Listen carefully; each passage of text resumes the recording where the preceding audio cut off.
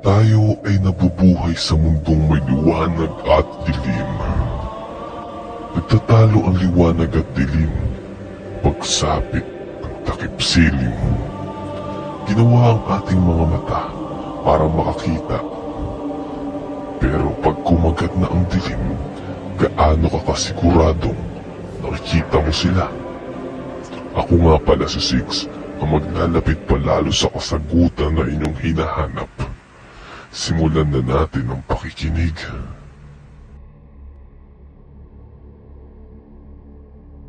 Kwento ito dito sa amin mga year 2014 lang. Isla itong lugar namin pero hindi naman malayo sa Maynila.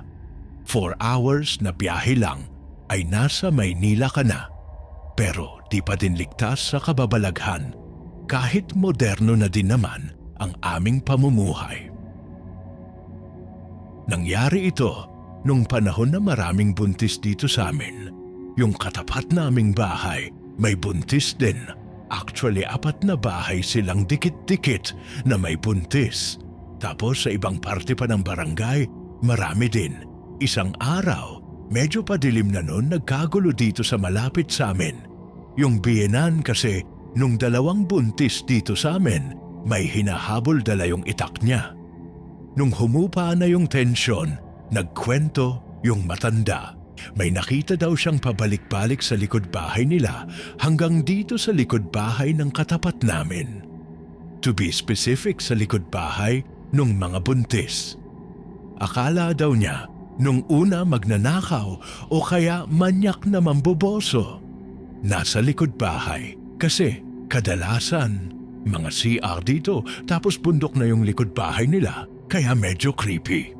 Pero nung hinahabol na daw niya, napansin niya parang mahaba yung kamay, yung parang unggoy na tumakbo, yung sumasayad yung kamay sa lupa.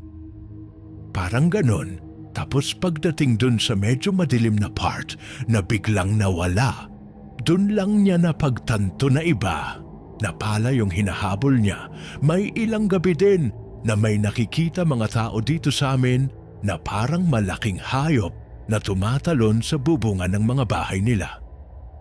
Pero bago mangyari yung mga yon, merong mag-asawang naghahanap ng mauupahan na bahay dito sa lugar namin.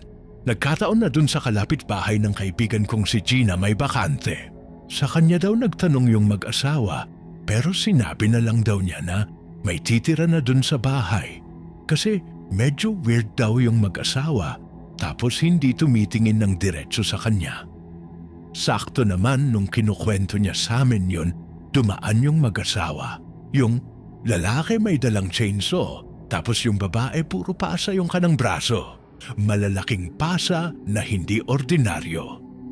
Pagkatapos ng ilang taon ito na, ang nangyari noong una, medyo alanganin talaga ako sa mga kwentong aswang kahit maraming kwento sa paligid ko.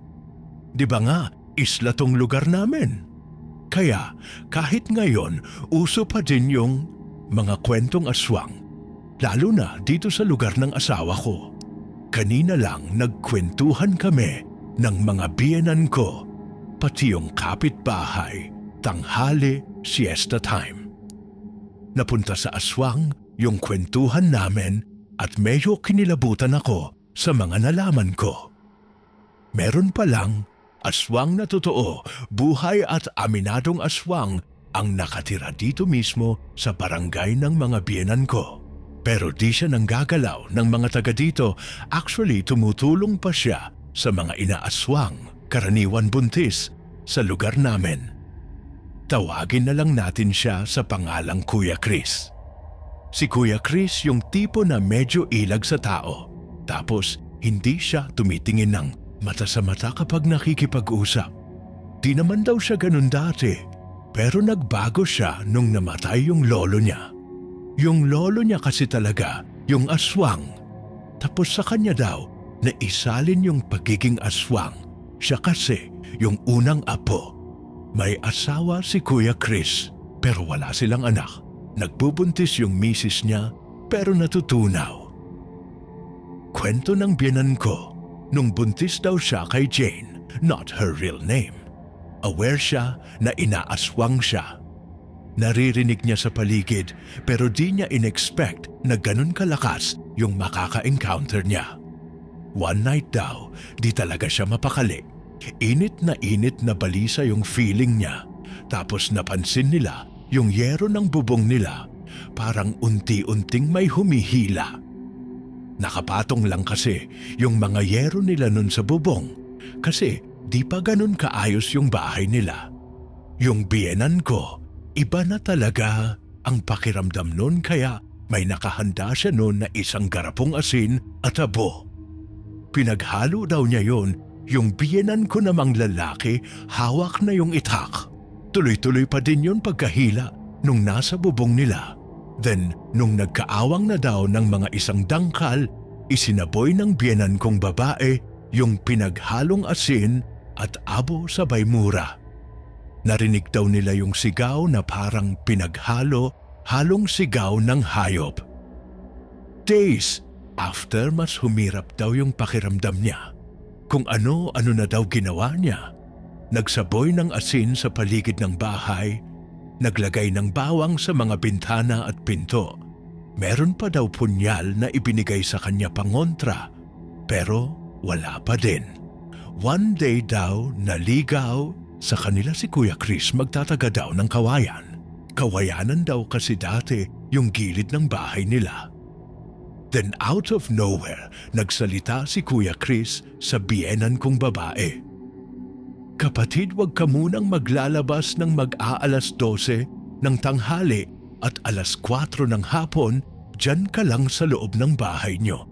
Tsaka, wag ka nang maglalagay ng bawang, kumakain na rin kami niyan. Nagtaka daw siya kung bakit alas 12 ng tanghali.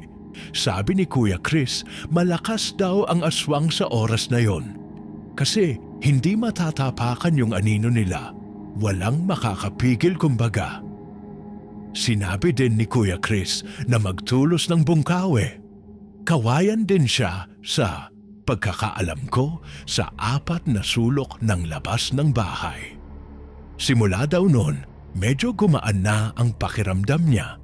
Napapansin lang niya yung pusa ng kapitbahay nila laging nakasunod sa kanya.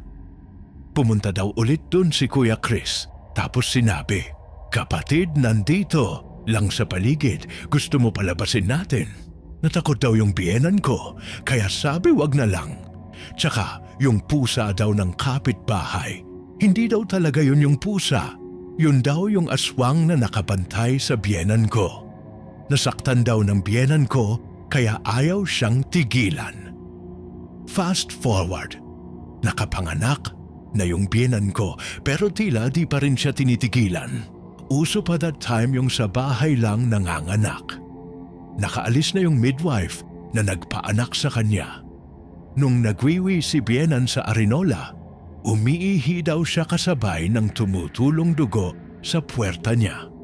Normal lang naman sa bagong panganak, pero yung kanya nakakalahati na halos ng Arinola, pero di pa din tumitigil yung paglabas ng dugo. Kaya sabi nung kasama niyang matanda, iba na daw yon. Ipapatawag na daw sana yung midwife nun. Pero sinabi daw niya na si Kuya Chris ang tawagin. Pagpasok daw ni Kuya Chris noon sa isang sulok sa awang na pagitan ng bubong at pader lang daw ito nakatitig sabay mura. Putang ina, sabay bulong ng dasal sa hawak niyang dahon na nakabalot sa palara, yung gold shook silver na papel dun sa pakete ng sigarilyo. Nilagay sa baso na may tubig tsaka pinainom sa biyenan ko. Umokay na daw yung pakiramdam ng biyenan ko noon sa galit daw nung aswang sa kanya. Kaya kahit nakapanganak na siya, ayaw pa din siyang tigilan. Nagbuntis ulit yung biyenan ko, pero di na siya inaswang ulit ng ganon. Sabi ni Kuya Chris, namatay na daw yung aswang na yon, kaya pasalamat siya. Dahil kung buhay pa daw yon, hindi siya titigilan ng aswang na yon. May sinabi sa akin ng asawa ko after ng kwentuhan namin na yon. Di niya sinabi noon kasi may pagkaduwag ako. Nung buntis daw ako, yes, babae po ako. Kaya imposible na ako yung sinasabi nilang nakabuntis dun sa 4 na buntis sa first story ko. Kinausap din daw siya si Kuya Chris. Buntis girlfriend mo ano? Wala. Pamay alam na buntis ako nun. Huwag ka maglalakad mag-isa sa bundok na daan. Pag pupunta ka sa bahay nila, magpasama ka kahit isa. Baka masundan ka.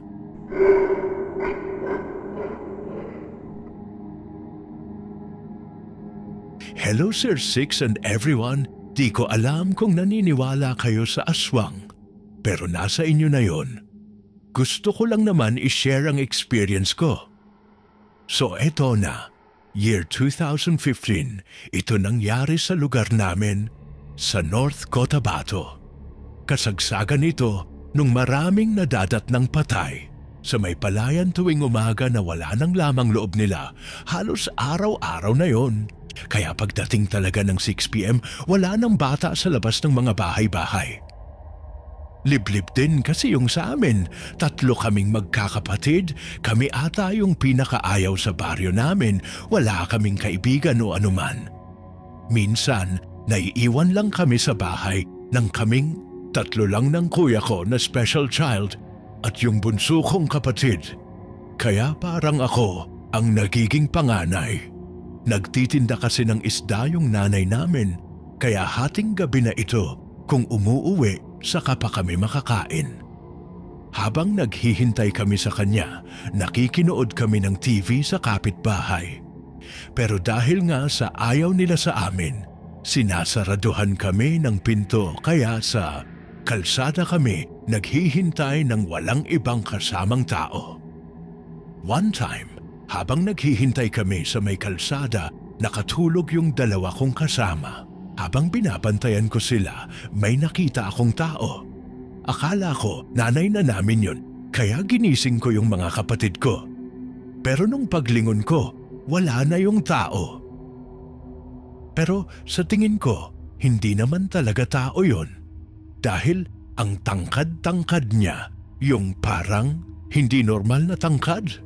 Kalbo ata yun kasi wala naman akong nakitang buhok. Tapos naka-Amerikana pang polo na itim na nakatalikod. Pinagsawalang bahala na namin yon dahil na rin siguro sa gutom. Kaya kung ano ang nakikita ko, sabi ng kuya. Cobalt pero sa tingin ko, hindi ako namamalikmata, sigurado ako sa nakita ko. Ito naman sa ibang bahay na kami, usap-usapan naman yung mga manananggal sa baryo namin. Kasi may mga manok na alaga ng mga tao doon ay nawawala o minsan nadadat ng patay na. Mayroong isang buntis sa harap mismo ng bahay namin, first child nila yon, kaya alagang-alaga nila. Dumating na ang araw ng kabuanan niya. So yung time na yon, gabi na. As in gabi, pagkaalala ko, brown out noon kasama niya yung asawa niya. Nanganak siya nang wala sa oras, kaya mag-isa lang siya nagpaanak sa sarili niya.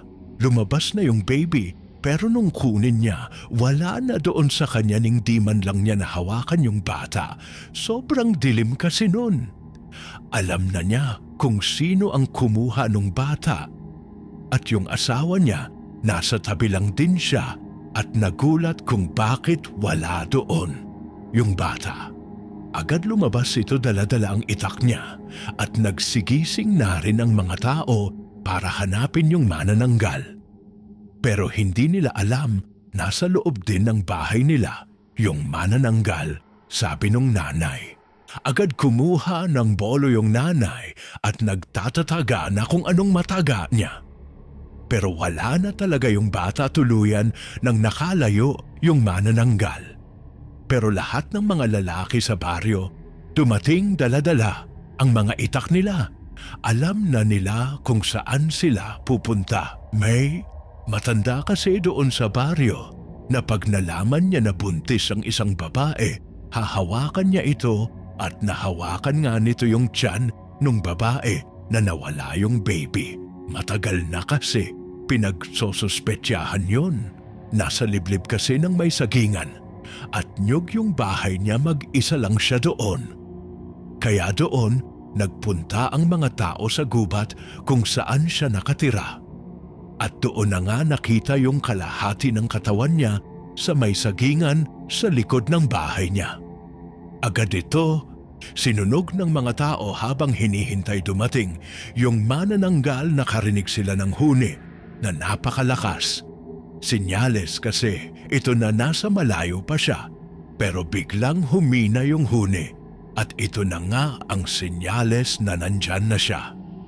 Ang mukha niya, hindi kagaya sa mga TV na nakikita natin na nag-iiba ang mukha, pero ang totoo, hindi talaga ito nagbabago. Kung ano ang mukha niya nung tao siya, ganun din pag naging manananggal siya. Pero iba siya, wala siyang dibdib, puro tubig o langis. Ang nasa katawan niya na hindi mo maipaliwanag ang amoy. Agad naman ito binaril nung kapitan namin, nagpupumiglas na. Pero kalaunay, binawian naman ito ng buhay. Pagdating ng sinag ng araw, sinunog nila siya kasama nung bahay niya. For sure, nandoon pa yung mga bakas ng bahay niya, yun lamang po. Salamat sa pagbabahagi ng aking kwento. P.S. Wala na kami sa lugar na yon. At marami pang mga nagyari doon, mga nilalang na di malaman kung ano.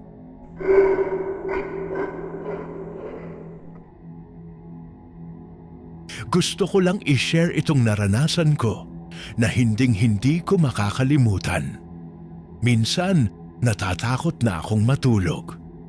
Di ko alam kung magigets nyo yung story na sasabihin ko. Dahil hindi naman talaga ako magaling magdetalye kung ano talaga ang nangyari, but I'll try my best para masunod-sunod ko ang mga pangyayari. So ito na, month of November lang ito nangyari. Morning na ako nakauwi galing sa trabaho. Dahil night shift ang schedule ko nung time na yon, nagtatrabaho. Ako 12 hours straight, kaya pagka-uwi ko gusto ko nang matulog dahil sa pagod. Nang maka-uwi ako galing sa trabaho, agad akong natulog dahil tulog pa ang boyfriend ko nung time na yon. Masarap ang tulog ko dahil sa sobrang pagod. Hindi ko ma-explain ng maayos kung ano talaga yung na-feel at nakita ko that time. Pero ang alam ko lang is na naginip ako. Nang nagising ako, nakita kong naglalaro yung boyfriend ko. At may sinabi siya sa akin, ayoko pa nga maniwala kasi nga tulog ako all day. Tinanong niya ako kung anong nangyari sa akin dahil pati siya nagulat. Dahil daw bigla daw akong nagsalita at tumingin sa kanya. Galit na galit daw ako dahil may tinatanong ako sa kanya about inventory thing. Hindi ko alam kung bakit at ano ang connect. Basta 3 times ko daw paulit-ulit siyang kinukulit about sa pag-inventory ng mga bonds. Tapos tumalikod ako at natulog ulit na parang walang nangyari. Kinagabihan ng matutulog na sana kami, kaso di ako makatulog dahil napapasisip ako ba't nangyari. Yun sa akin, siguro sa pagod at always na lang work ang nasa isip ko, kaya siguro nangyari yon. Nang nakatulog na yung boyfriend ko, nakatulala lang ako at may iniisip ng hanggang sa nakaramdam na ako ng antok ng mismong pagpikit ko, agad akong nagising. At di ko na magalaw ang buong katawan ko, di na ako makapagsalita at di ako makahinga. Gusto kong tapikin ang boyfriend ko para magising siya pero di ko kaya. Gusto kong humingi ng tulong pero di ako makapagsalita. Kaya pinikit ko ulit ang mga mata ko at nanalangin na sana kung anuman ang nangyayari ay malampasan ko at bigla na lang ako nakagalaw. Tapos tulala na naman ako ulit, natatakot ako na matulog ulit. Pero di ko ginising yung boyfriend ko dahil kala ko di na mauulit yung nangyari. Hinintay kong antukin ako ulit habang tulala at nakatitig lang sa kisame. After nun, try kong pumikit at wala pang 5 to 10 seconds. Nanikip ulit ang dibdib ko at sa pagmulat ng aking dalawang mata, hindi na ulit ako makagalaw at di ako makapagsalita. Alam kong gising ako dahil alam ko kung anong gagawin. Prayer talaga ang pinaka-strong weapon sa mga ganitong mga bagay. Kaya pinikit ko ang mga mata ko at tinawag ko ang pangalan ng Ama na nasa langit at humingi ako ng tulong. At biglang nakagalaw ako sabay sa pagpitik ng katawan ko. Ginising ko agad ang boyfriend ko at sinabi ko sa kanya kung ano ang nangyari sa akin at pinakalma niya ako at binantayan at sabay kaming nanalangin. Nang nakatulog na ako, bigla akong nakaramdam na kailangan kong tignan or I-check yung boyfriend kung natutulog sa tabi ko. Di ko alam, basta bigla ko lang naisip at bila kong narinig na parang may sinasabi siya na di ko maintindihan kaya napabangon agad ako at nakita kong di siya makagalaw at di siya makapagsalita. Pero alam kong tinatry niyang gisingin ako at galawin yung katawan niya. Kaya agad-agad ko siyang hinawakan at ginising. Sabi niya, "Love yung naranasan mo, naranasan ko din." Akala niya daw di na siya magigising dahil kahit anong pilit niyang imulat ang kanyang mata ay hindi niya kaya. At yun lang naman po ang gusto kong i-share. Naranasan niyo na rin ba ito? Still now, napapaisip ako kung bakit nangyari yun.